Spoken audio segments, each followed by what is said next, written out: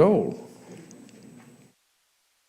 Must have been a very vigorous old man, having lived a rich life and being greatly blessed by God. Deuteronomy 34, verse 7 will tell you. Moses told this second generation to completely drive out the nations from the land of Canaan. The reason is because they were evil, and God wanted to use Israel to punish them. And besides, if they didn't, Israel would be influenced by the religious practices of those nations and fall into sin. So he said, you got to purge this land because they're evil, and I don't want them influencing you. This is exactly what happened, though. Moses told the people in Deuteronomy 18, verse 15, the Lord your God will raise up for you a prophet like me from among you, from your brothers. It is him you shall listen. While this is first fulfilled in Joshua, it is ultimately fulfilled in Jesus. So we tie Jesus to this story again. In fact, the New Testament, these words are directly applied to Jesus, according to Acts chapter 7, verse 37. He says, this is the Moses who said to the Israelites, God will raise up for you a prophet like me from your brothers. You see, Moses was the first lawgiver, but Jesus will be the second lawgiver. Hebrews 8, verse 5 to 6 says, they serve a copy and a shadow of the heavenly things. For when Moses was about to erect the tent, he was instructed by God, saying, see that you make everything according to the pattern that was shown you on the mountain. But as it is, Christ has obtained a ministry that is much more excellent than the old, as the covenant he mediates is better, since it is enacted on better promises. So Moses, what he instructed the people and gave them, the law that he gave them, was good, but what Jesus brings is better. And so we're going to conclude our lesson 5 and move into lesson 6. But Moses is one of the greatest men who ever lived, and despite his tremendous leadership, he never stepped foot in the promised land, and we know why, right? Sin, right? But will the second generation of Israelites after the Exodus at last fulfill the Abrahamic promise? Well, we'll look at that next. So let me get out of this lesson, if I can, and go back to my next lesson. And I don't think I meant to show you those verses, and I failed. See? So that's that one. Now let me get that other one up. Got another PowerPoint.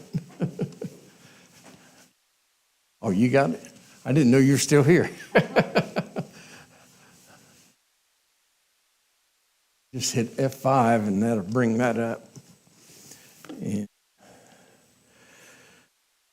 so now we're getting into lesson 6. And this covers another section of scriptures, chapters or books of the Bible.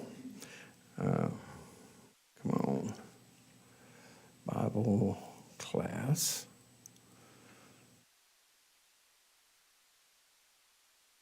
Here we go. Now that we're going to look at conquering Canaan. We're going to look at 3 different books here. This is Joshua, Judges, and Ruth. As we said before, Moses was the greatest leader the Hebrew nation had ever known. Joshua, Judges, and Ruth. His successor, Joshua, was handpicked by God himself to finish the job that Moses had started. In Joshua 1, verses 1 to 9 tells us that. And with God's help, this honorable soldier of God, this man, Joshua, will lead the people into the promised land and conquer it. Conquering this land fulfills that promise that was made to Abraham, Isaac, and Jacob. So we come to the conquest now of of Canaan, Joshua chapters 1 through 12. And Joshua was a brilliant military strategist. That's easy for me to say, I guess. But what had to happen was what they did was they subdued the central, the southern, and the northern parts of Canaan, and they did it in that order. The central area was conquered in chapters 6 through 9. The southern area was conquered in chapter 10. And the northern area was conquered in chapter 11. It took the Israelites 6 or 7 years to accomplish this task. And they could not have done it without the hand of God helping them. After all, it was God that gave them the victory.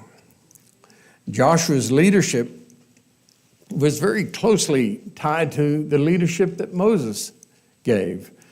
Moses had sent those 12 spies into Canaan, and Joshua had been one of those 12 spies.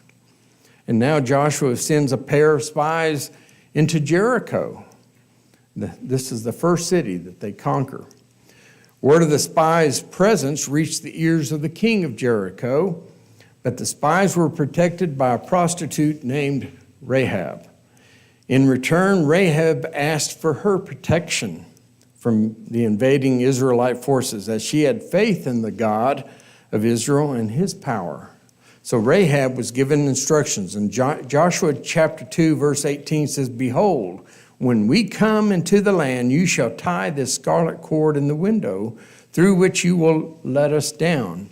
And you shall gather into your house your father and mother, your brothers, and all your father's household."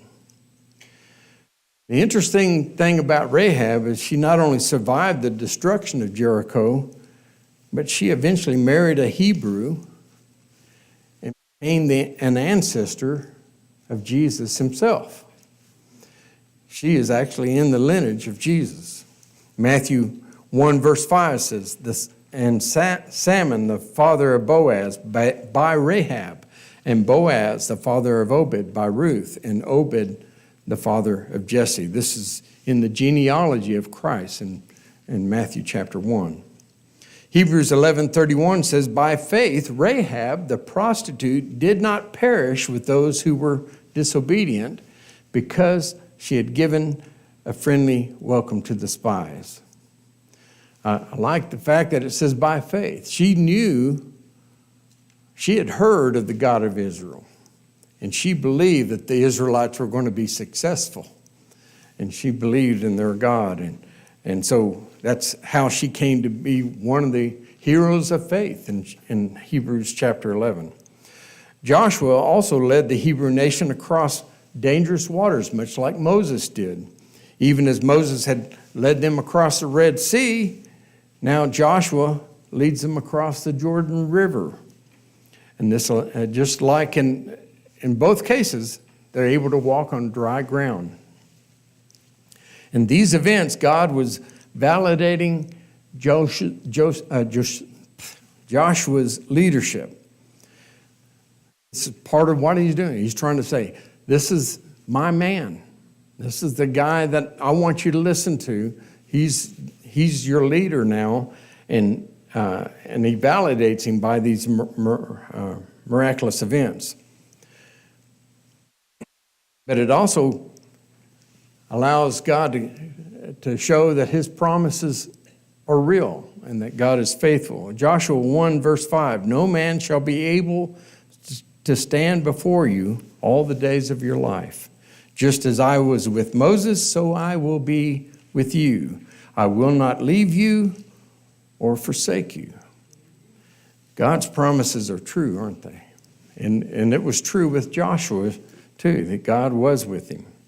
So now we come to the central campaign. This is Joshua chapter 6, chapters 6 through 9. God's helping hand is clearly seen in their victory over Jericho, which is the first city that is taken. His strategy for penetrating the cities thick walls, and they say these walls were wide enough you could ride chariots across them. So, but he had a strategy. He said his people would march around them once a day for 6 days. That's kind of an odd strategy to our ears. You're just going to walk around? But on the seventh day, they would march around 7 times. And when they had finished this spectacle and marched that 7th and final time, suddenly the priests loudly blew their trumpets, and the people would shout. And what happened? The walls fell. The walls fell down, Joshua 6, verse 20. Without this protective barricade over the city was defenseless, and the Israelites came in and took the city. Jericho, Ai, Bethel, one after another, these central cities fell. But not everything went according to plan. For example, God at first did not grant them victory over Ai because of an Israelite soldier named Achan. He had sinned against God by keeping several items for himself, which he found as he was conquering the city of Jericho. So he took things. They were told not to take anything, but he took things. And consequently, him and his entire family were burned. In Joshua 7, verse 24 and 25. And then because they failed to consult the Lord, in Joshua 9, verse 14, Israel was tricked into making a treaty with the Gibeonites. Located very near Bethel, the citizens of Gibeon knew they were next in line to be conquered, and so they made it seem like that they were just travelers from far away who did not live anywhere near Canaan. They were just coming through, and they wore old clothing and carried moldy bread and asked to make a treaty with the Israelites. And only afterwards, after this treaty has been made, Joshua realizes that he's been tricked. In Joshua 9, verse 22. So not everything always goes the way you plan. I always say life is what happens when you've made other plans. You can plan all you want. Life is going to change your life. It happened with Delma, right? You didn't plan that to happen, but it happened, didn't it? Yeah. Brother Milton? I want to go back to chapter 1 of Joshua because it tells in chapter 1 what he needed to do. See that? Yes. He told Joshua, you need to be strong and courageous. You know, he needed to continue to do what God, not anybody else. So when he got up to chapter 9, he didn't. You know, that's a story for us today. Yes. God has given us commands today. And I don't think that we have a right to choose which one. Yeah. You don't pick and choose the ones you want to, the ones I like. These are the commands I like. I'll do those. I won't do these other. We can't be that way. And we probably all fall victim to doing that very same thing. We fail. Thankfully, we have Jesus and the blood of Christ to keep on washing us as we strive to keep on doing his will, right? So we got to keep on trying. But God's hand was still with Israel. And he rained down hailstones on the enemies and miraculously prolonged the daylight hours, giving them victory, allowing the sun to stand still. And so that's how they attacked Gibeon and took it. In one fell swoop, or as I used to say, one swell foop, Israel now controlled the central and southern regions of Canaan. And I didn't get to the southern campaign, but it said now we're going to get to the northern campaign. Jabin, the king of the northern city of Hazor, got wind of the threat of Israel, and he formed a coalition with the other kings of the north. But the Lord was with Joshua, who easily defeated them. There were numerous pockets of resistance left to thoroughly conquer, But the land of promise was now well on its way to being fulfilled. What Moses had started was now complete. Joshua chapter 11, verse 15 says, just as the Lord had commanded Moses, his servant, so Moses commanded Joshua. And so Joshua did. He left nothing undone of all that the Lord had commanded Moses. Got the message. Sometimes we have to learn the hard way. Yeah. And we are skipping over a lot of good stories in here, but we're trying to get the big picture and tie in Christ all along the way. And so that's what we're trying to do here. So there's some great lessons in the book of Joshua that we should spend some time in that book. It's a good book to read and to study. And maybe in future lessons, we can just cover the book of Joshua itself. I think that'd be worth doing as well. But now we come to the division of the land.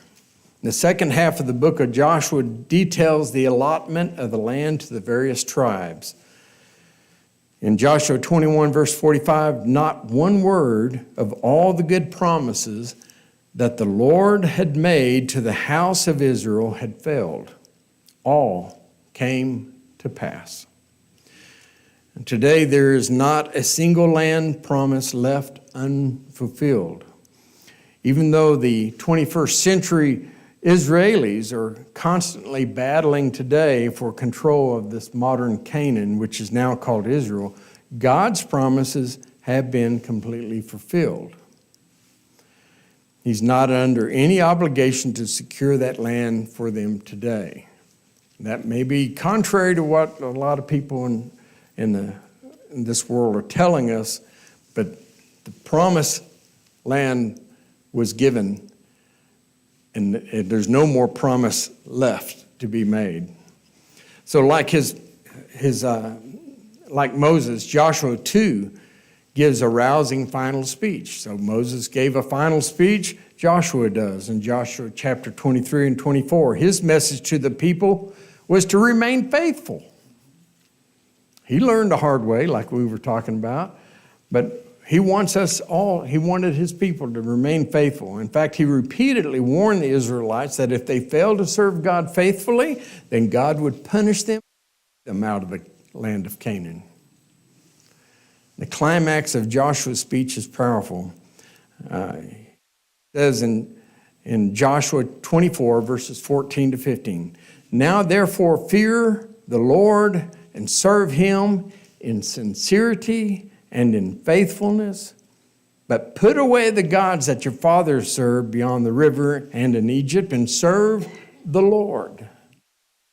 And if it is evil in your eyes to serve the Lord, choose this day whom you will serve, whether the gods your fathers served in the region beyond the river, or the gods of the Amorites in whose land you dwell. But as for me and my house, we will serve the Lord. One of the famous quotes of Joshua is this one right here. The second generation of Israelites served God very well. Next generation didn't do so well. So now we leave the book of Joshua and we go to the book of Judges. The seventh book of the Bible is called Judges, and this is because it's about the judges. The men and one woman who served as Israel's judges did not sit on a bench and issue rulings like modern-day judges, but were instead heroic leaders. Some of the judges were specifically called by God, while others rose to the occasion and delivered God's people from oppression. And in the days of Samuel, the last judge, God will finally give in to the pleas of Israel to give them a king like other nations had. It's frustrating sometimes. The people want a king because everybody else has a king, and said, well, you're not going to like that.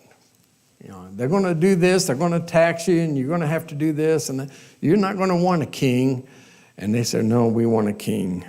And he gives in, and he relents and lets them do that. And when he does that, that brings an end to the period of judges. there's lessons to be learned, and I think that's why God gave in, because there's some lessons that God uses with the kings to teach the people as well, and teaches us today. Now, I think, in this following chart, Abimelech is listed, but he's not actually a judge. He never delivered Israel from anything or anyone.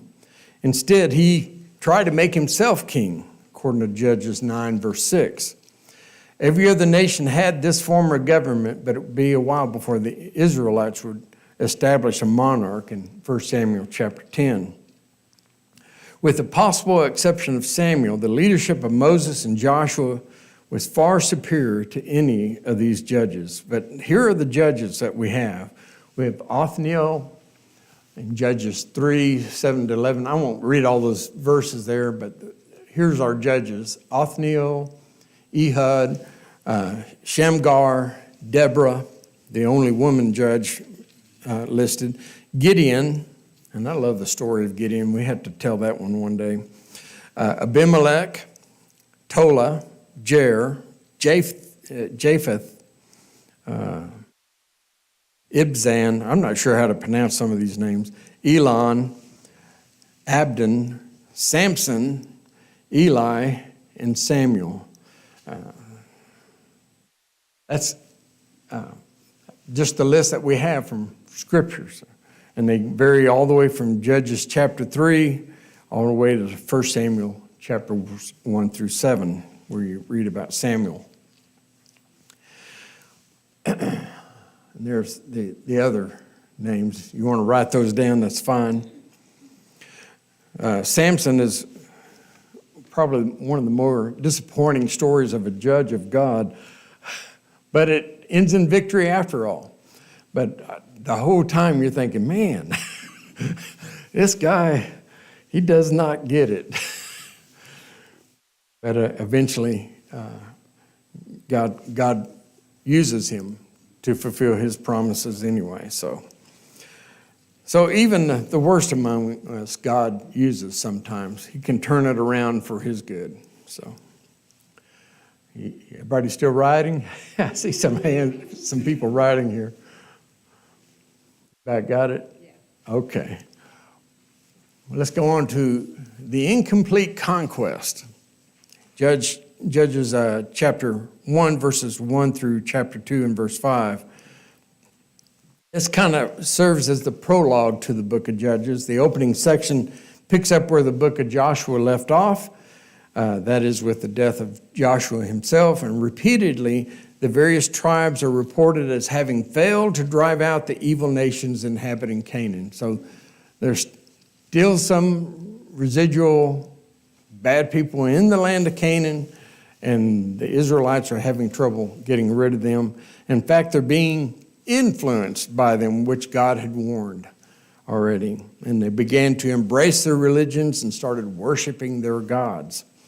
It became so bad that God sent an angel to condemn the people for their failure, warning them of future oppression by those very nations they had failed to destroy. In Judges chapter 2, verses 2 to 3, "And you shall make no covenant with the inhabitants of this land. You shall break down their altars, but you have not obeyed my voice. What is this you have done? So now I say, I will not drive them out before you, but they shall become thorns in your sides, and their gods shall be a snare to you." You want their gods? You're going to get the trouble that comes with it, okay? And the Israelites' response to this was to weep and offer sacrifices to God. And over the next couple of centuries, the judges would be called upon to repeatedly deliver Israel from such oppressive nations like the Moabites and the Midianites and the Ammonites and their arch rivals, the Philistines. And so we have 6 cycles of Judges. This section is the heart of the book of Judges.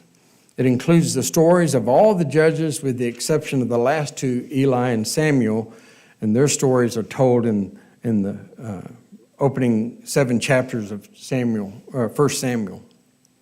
The common phrase you see throughout this section is, the people of Israel did what was evil in the sight of the Lord. You can read that in Judges 2, verse 11, chapter 3, verse 7, chapter 3, verse 12, chapter 4, verse 1, chapter 6, verse 1, chapter 10, verse 6, and chapter 13, verse 1. This is a constant repetition here because it's what he sees, that people continue to do evil in the sight of God. It is included in the very beginning of the section of Judges chapter 2, verse 11, identifying 6 cycles of oppression that required a heroic judge to step in and deliver God's people. So here, let's look at the 6 cycles. I hope you can read that. I had to get all this in. I made the font a little small. Judges chapter 3, verse 7 to 11 is Othniel, and his oppressor here is Cushan Richathaim, I hope I said that right, king of Mesopotamia. And then the next one was with Ehud and Shamgar in Judges chapter 3, verses 12 to 31. And their oppressor is Eglon, the king of Moab. And then Shamgar, it was the Philistines. Then in Judges chapter 4, verses 1 to 5, 1 to chapter 5 and verse 31, we have Deborah with Barak. Jabin, the king of Hazor, is the oppressor in this story. Then we're going to go on to number 4 is in the cycles is Judges chapter 6 verses to chapter 10 and verse 5. You have Gideon, Tola, and Jair. And their oppressors are the Midianites and the Amalekites. 5th cycle is in Judges 10, verse 6 through chapter 12 and verse 15, with Jephthah, Ibzan, Elon, and Abdon as the judges there. Their oppressors are the Ammonites and the Philistines. And then our 6th cycle, Judges chapter 13, verse 1 through chapter 16 and verse 31, we have the story of Samson as a judge, and the oppressors are the Philistines. Each of these cycles of Judges share some similar patterns. The people relapse into sin, which provokes God's wrath. He allows a surrounding nation to oppress them, motivating the people to repent of their spiritual weaknesses, and God sends them a judge to deliver them. And for a period of time, the people remain faithful to God, thus providing them a temporary reprieve from their oppression.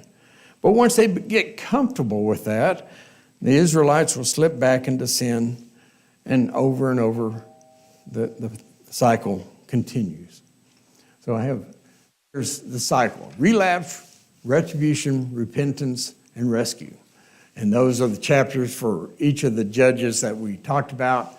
But this is the example we see of relapse, retribution, repentance, and rescue. But there's actually a third dimension to this, and that is depth. With each pass, the Israelites, every time they go into sin, they go deeper than they did the last time. They get deeper into that muck and mire of sin. And so we come to this epilogue where we have the complete collapse of society in Judges chapter 17, 21. Because Israel did what was evil in the sight of the Lord over and over again, they eventually progressed and became far worse. And now the epilogue of the book of Judges in chapters 7 through 21 starts and ends with the following identical phrase. In Judges 17, verse 6, in those days there was no king in Israel. Everyone did what was right in his own eyes. Judges 21, verse 25 says the exact same thing. That's why I just put both of them up there and only quoted it once, but it's the same words, identical. God's people had been so greatly influenced by their society that they had slipped into moral relativism. That's when you see what's right in your eyes may be different than what's right in someone else's eye. That's moral relativism. Yes, Steve?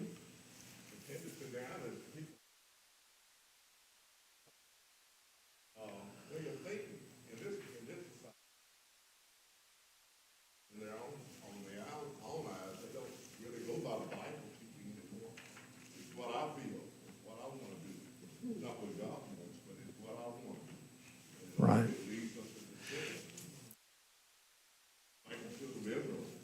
They often fail. And God got rid of some of them, and He allowed some to repent. But nowadays, people just don't want to repent. Right. Doing wrong, and we just don't want to do wrong. We feel like, no, I'm right. When a nation falls into this moral relativism, you really get into a very dark chapter of your society. And this is probably one of the darkest histories in Israeli history, is this period. Even these judges, as good some were, they were all flawed in some way. Some of them much worse than others. I always think of Samson first, but there's others. Abimelech is another one. But for the most part, the Israelites, what they produce is just more corruption of their society. So the more you get into sin, the more trouble you create. But despite the shortcomings of these judges, several of the judges are praised for their acts of bravery in the New Testament. Hebrews 11, verse 32 says, "And what more shall I say? For time would fail me to tell of Gideon, Barak, Samson, Jephthah, of David and Samuel and the prophets." So he includes in that list some of the judges. During this time of the judges, that a bright spot, though, appears.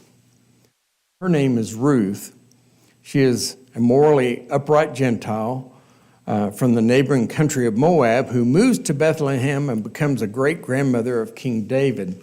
It's a beautiful story that is told in the book of Ruth. Another bright spot that helps bridge that era of the judges with the kings is Samuel. And that's where we're going to turn to next week. As we turn the page of our Bibles and venture into 1st and 2nd Samuel, we're actually still in the period of the judges. The long-awaited monarchy will not begin until 1 Samuel chapter 8. And then we will briefly examine chapters 1 through 7, keeping in mind that as the last judge, Samuel, he's that last bridge between the judges and the period of the United Kingdom of Israel.